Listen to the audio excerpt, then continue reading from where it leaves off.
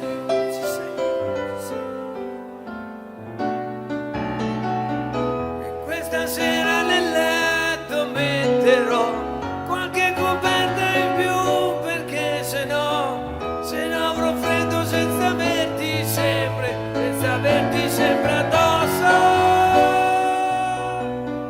E sarà triste, lo so, ma la tristezza però si può racchiudere dentro una cassa.